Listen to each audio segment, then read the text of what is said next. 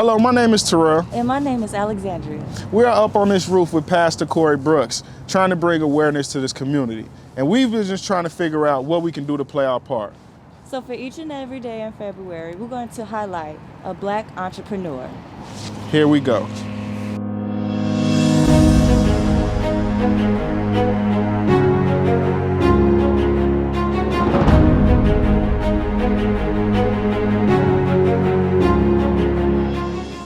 My name is Mary Datcher, and I'm the founder of Global Mixed Media Group and full-time congressional staffer for Congressman Bobby Rush. So, first I want to say this is an honor sitting down with you. You have done a lot for the community over the years, but we're going to start from the beginning. Oh, we don't get time, do we? What was Mary as a child? What were you like as a child? Quiet. I was inquisitive, a little shy, and mature for my age. So that was the kind of person, and very artistic. One thing that I pride my background is my relationship with my parents, both my parents. And I was, a daddy's girl. My father, who was a business owner on the West Side, was one that would take me with him almost everywhere. When him and my mom split, he was the weekend dad, so I would go and stay with him on the weekends. But he was a photographer by trade. He owned several businesses, photography studio, drop-off laundromat, right there in the Austin community, and he was a former precinct captain for the Republican Party. One of the many Black Republicans back in the day that came from down south. People don't know that. You automatically think in Chicago that all Blacks are Democrats, but we're talking about an era between the 60s and the 80s where Black Southerners, when they migrated to Chicago, their background was real Republican focused. And until you got into the North and into urban cities that were very democratically motivated, that's when more Blacks transitioned into the Democratic Party. And so I give that background because my father came up in that civil rights movement. He was, grew up right outside of Birmingham in Harpersville, Alabama. Farmers always owned their own land. And so that mentality of ownership with him stuck very tight and transitioned with me. And when that happens, he was very heavy on, higher learning, going to college. But with me, I looked more on the entrepreneurial side, because he was an example of that. I was around people that owned. Fast forward, I started learning how to publicly speak because that was something that I didn't do. I was more introverted, kept to myself, loved the arts, but I wasn't as social. And, coming from both households, my mom was in the suburbs. My dad was still in the city on the West Side. What you heard was two various worlds. I came from a predominantly white world, attending school with white students, often being the only Black kid throughout my early learning. And what I decided to do was to give my father a chance to spend more time with me. I decided when I attended high school, I wanted to move to the city full time. And that gave him an opportunity to spend more time with me, and I chose Prosser Vocational High School last minute. Great grades, but it was last minute. I didn't know about you have to decide your high school before you got out of 8th grade in the city, but went there, and man, it was just a hodgepodge of just individuals. I've never been in an environment where you had more than 2 Black kids in a class, or had Latino kids and had white kids from various low-income backgrounds, because the kids I went to school with were middle class up to more wealthier and affluent backgrounds. So that's the accent that you hear, is that when I attended Prosser, they said, who she thinks she is? She sounded like a white girl. I had the polo shirts and the tree torns and K-Swiss, and I kept to myself, but I was an observer. Second year, towards the end of my sophomore year, they said, hey, WGCI is starting a junior achievement program. And how many of you want to go down to WGCI? I said, that's me. Yeah, I would love to, check out WGCI.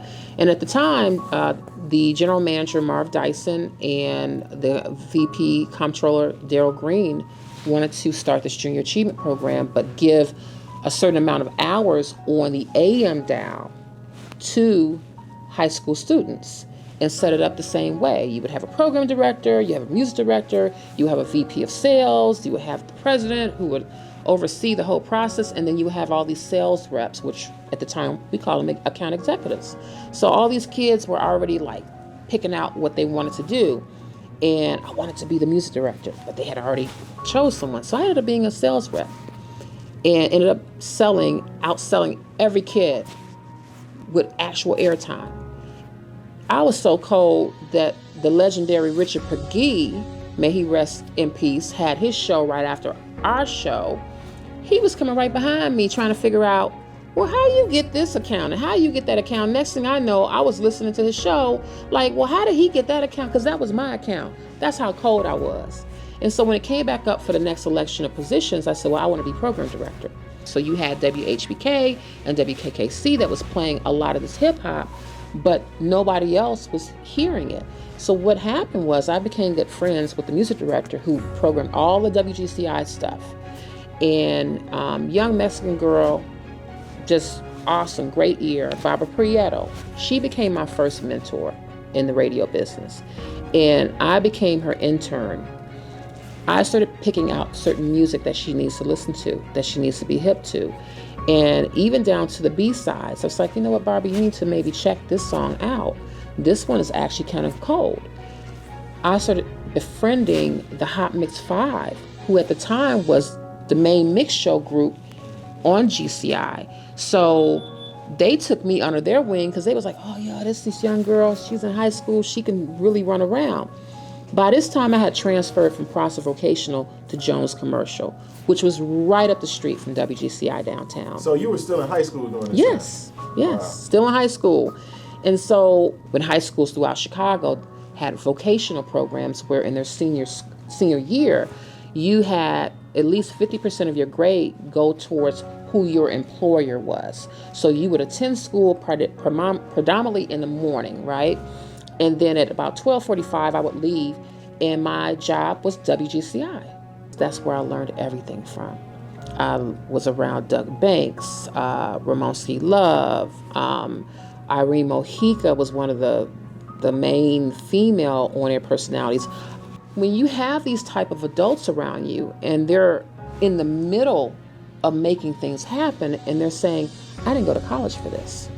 I didn't go to college to be on the air. I didn't go to college to program a record. I didn't go to college to do traffic. I didn't go to college to do engineering and productivity as far as editing. I didn't go to college for this. So when I graduated, I went ahead. I was like, I got accepted to some colleges, but I decided to go to Harold Washington College. Like, I'm not leaving. Yeah, because I was like, this is what I want to do. And at some point, my father had relocated, sold all his buildings, went back to his hometown of Birmingham, and I had to move back in with my mom. And my mom was like, what you're not going to do is be in my house. If you are not going to school full time, you need to find a job. And mind you, I'm interning and doing part-time little work for GCI, not enough to carry any real money. And so what she did was she said, she owned a daycare center. She said, one of my daycare parents is going to I'm going to buy a little car from her for $200, but here's the deal. You need to go work for her at the law firm because she's a paralegal and they need an assistant. And this is the deal.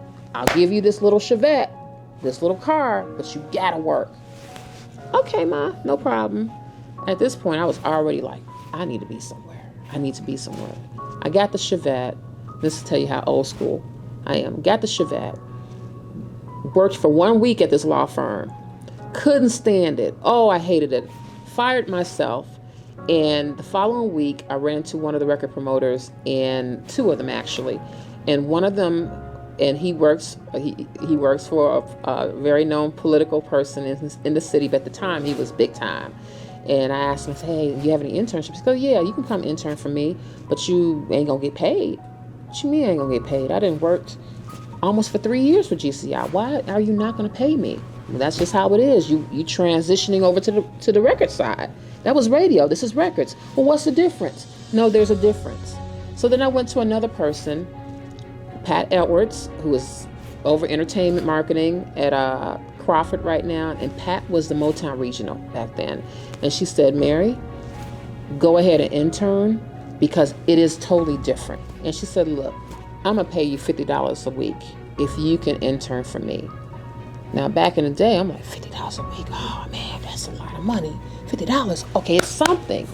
So I ended up going out to the branch. I would take 2 buses from my mom's house to go out to this branch. And I'm saying this so that people out here that understand how much I wanted it.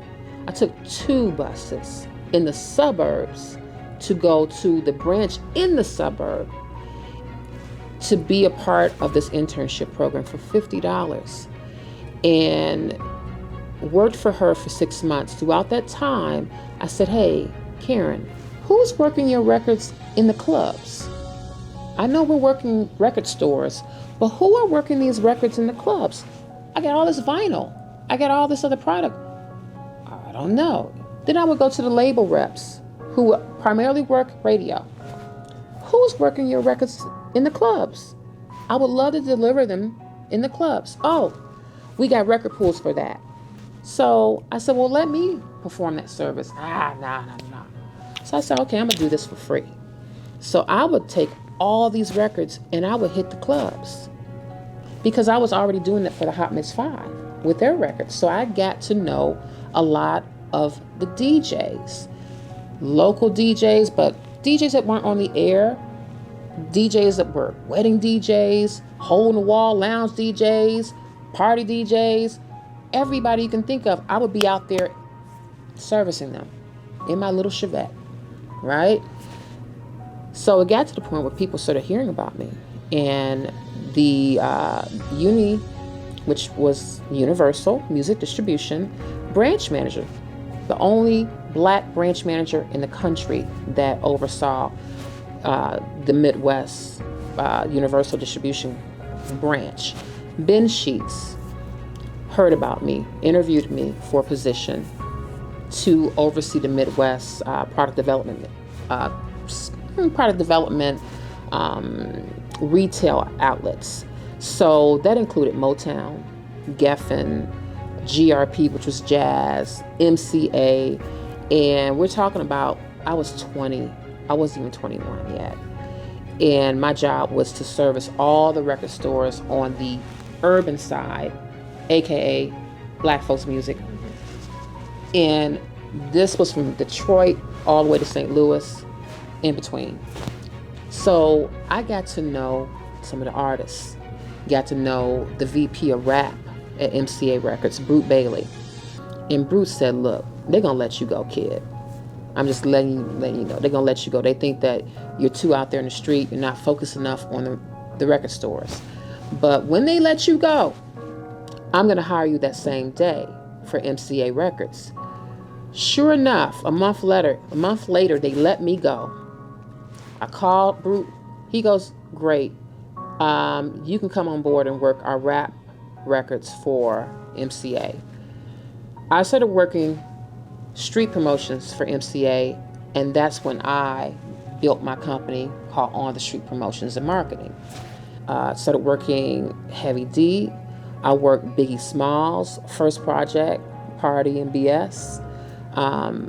Really started working the rap side to outlets that would not normally accept rap. They were still in their house mode. They were still in their R&B mode. But when I started working them, I'm like, no, you need to maybe, focus on this a bit. And I started getting to know some of the key DJs that could break records. But at the end of the day, I wasn't very happy because it was very biased. It was during a time where not just Def Jam, but labels as a whole didn't respect women in the business. They didn't respect the intensity of our work.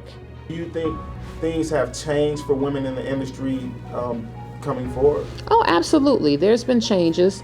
But there's still this boys club backroom stigma that we still have to be dealing with, and even more so as black women, because now it's not just black men, it's opened up to other nationalities who now feel like they're an authority on black music.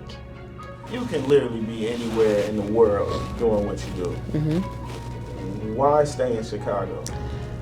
A number of things. The label and the records industry has changed, and it's something about my city that I felt everyone was leaving. Let's leave and let's take all this knowledge and information to another market, make our money, rotate out. On occasion, we'll come and drop back in, or we take more talent out to make sure that we're credible among our peers and make sure that we know that we're connected to Chicago, but we're still not putting back into Chicago. And I felt that it was important for people, young people behind me that could still see that people love their city enough to stay and to nurture and to build. And that takes us to Global Mixed Music and Film Forum. Doing conferences has always been a love of mine. I've attended so many, and I've met so many wonderful people around the country through the fellowship of conferences, from Jack the Rapper to BRE to Impact to Urban Network. A lot of these conferences, a lot of you all may not know, but they really nurtured the Puffies. They nurtured the Snoop Dogs. They nurtured the Mary J. Bliges. They nurtured the Mona Scotts, the Chris Lighties. They nurtured so many people coming up in this game was conferences. And that was one of the main things that I felt was missing in Chicago, but mostly in the Midwest, was the fellowship part. So I know what Global Mix is, Mm-hmm. but for the viewers that don't know, can you describe a Global Mix conference for us? Well, Global Mix has gone through different transitions over the last 15 years. And Global Mix started out as a DJ retreat, and then it opened up to more of a conference style setup where you actually have panel discussions.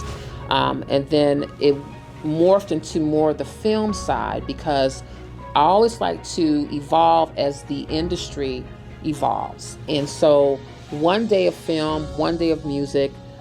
We have all day panel and film and music discussions built around business.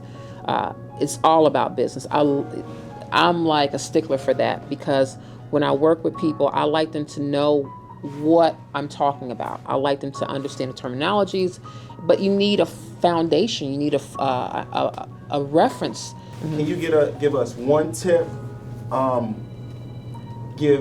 for someone getting into the entertainment industry, a do and a don't? Don't expect so much. I think that is what happens when we are disappointed. We expect so much. Expect the unexpected. Plan, but don't always think that it's going to go according to plan. And do your homework. Do your research. Don't just assume someone is telling you, the truth all the time. If someone says, hey, I do this and I do that, and they name dropping, research, background check, because what's all that glitters ain't gold. What made you jump into politics? I think part of it was my dad's influence. Part of it too was Alderman Walter Burnett. I got to give him a shout out. Walter was, he still is an alderman here in the city, but when I was doing a lot of club promotions and parties, some of those clubs, he had some of the hottest clubs in his ward. Unfortunately, they weren't black owned. And so a good friend of mine, Robert Terrell, had worked on a rap project that the alderman was rapping on. And he and Walter were cool, and Robert and I worked together years ago. I worked on a project called Put Down the Guns. He had a group called JG, Gasoline Alley, was under MCA Records, and the guys and I are cool to this day.